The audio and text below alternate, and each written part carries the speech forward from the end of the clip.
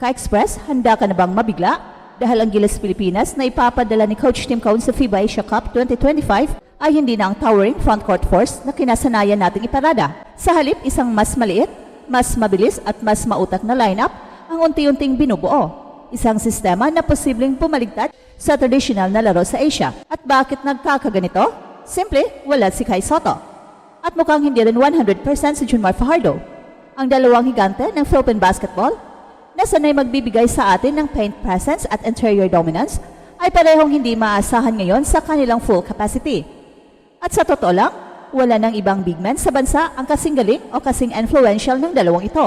Kaya kahit magsiksikan pa tayo ng 6'8 o 6'9 na role players, hindi nito mapupunan ang impact ni Kai at Junmar. Kaya si Coach Tim nag-adjust, nagbago, naglatag ng bagong plano. Ayon sa mga ulat, ang unang lineup na sumabak sa ensayo, tila isang speed and shooting. Nagilas ang ipinanganak. Isang team na hindi lang babangga sa harap, kundi iikot, lilipad at babaril mula sa labas.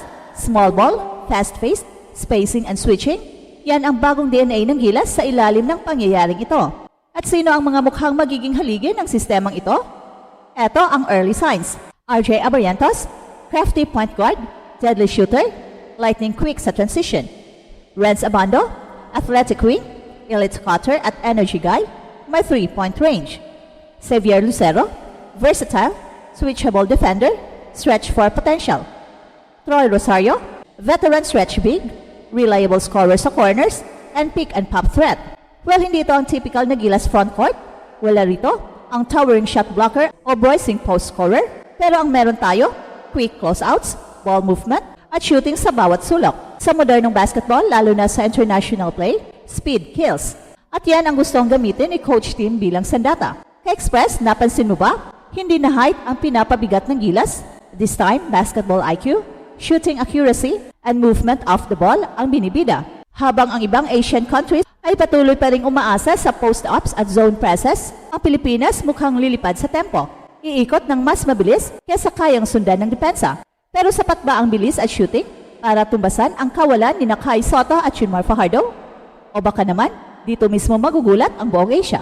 So i-dissect natin ang strength and risk ng bagong small ball Gilas at kung bakit ito ang pinakamatalinong diskarte para sa 2025 campaign. Ka-Express, kung iisipin mo, puro maliit ang ipapadala ng Gilas. Pero teka lang, may twist pa ang sistema ni Coach Tim.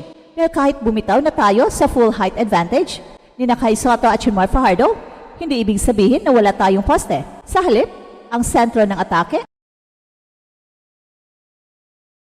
ay lilipad sa dalawang pangalan na parehong may kombinasyon ng taas, talino at athleticism, AJ Edo at Chapit Aguilar. Yes, Ka-Express, AJ and Chapit. Isang duo na hindi lang basta bigs, kundi mobile, stretchable at pang-modernong international basketball. Let's break it down. AJ Edo, ang 6'10" shot blocker mula sa FIBA World Cup core na may length at timing na hindi basta-bastang mahanap. Kaya niyang sumabay sa stretch bigs at lumipad para mag-contest sa rim. Sa kabila ng injury history, ang kanyang recent return to form ay nagbibigay kay Coach Tim ng high motor anchor na kayang maglaro ng 4 or 5 spots sa fast-paced system. At Chapit Aguilar, kahit veteran na, ay wala pa rin kapalit sa larong panggilas pagdating sa weak side help. Alley-off finishing at high-level switching, kahit hindi na siya kasing explosive ng dati, ang kanyang karanasan, instincts at ability to keep up with guards on the switch ay malaki pa rin ang halaga. Ang pagkakaiba ng kombinasyon ni na AJ at Chapit kumpara sa kay Junmar tandem, hindi na ito power versus power, ito ay agility versus structure. Kung dati nakasalalay ang Gilas sa slow-paced, post-offense at paint defense, ngayon ang rotation ay umiikot sa possessionless fluidity, so ibig sabihin, mabilis ang help defense, walang masyadong mismatch sa perimeter, mas maraming opportunities para sa early offense at transition points. At eto pa ang catch, Ka-Express, kung si Chapit ang trailing big sa fast break at si AJ ang anchor sa ilalim, iikot ang depensa ng kalaban sa bilis ng closeout sa shooters tulad ni na RJ Abarientos at Troy Rosario. Sa setup na to, si Renz Abando ang magiging X-factor dahil sa kanyang ability na mag-cut from weak side at tumapos sa alley-off sa air. So ngayon, idagdag mo pa dyan sina Xavier Lucero na kayang maglaro bilang small ball 4 at si Kevin Kimbao kung sakaling bumalik sa lineup. Aba, magkakaroon ka ng Gilas lineup na walang below average shooter at lahat ay kayang pumutok mula sa labas. Hindi ito basta Gilas team, ito ang Pinoy version ng NBA level 5-out offense. Pero syempre, may risk din. Wala tayong 7-foot rim deterrent sa kalagitnaan ng zone. Mahina ang post defense kung makakalaban natin ang Iran, Lebanon o China na may traditional bigs. At kung hindi tumama ang shooting natin, pwedeng maipit tayo sa mismatch o fast break retaliation. Kaya ang tanong, enough ba ito para manalo? Kaya bang talunin ng bilis, rotation at shooting ang height advantage ng mga kalaban? At pag-uusapan natin ang lahat ng nakataya, reputasyon, sistema at tiwala ng buong bansa. Dahil kung ang basketball ay magbabago, baka ito na ang Gilas team na talagang aakma sa modernong panahon.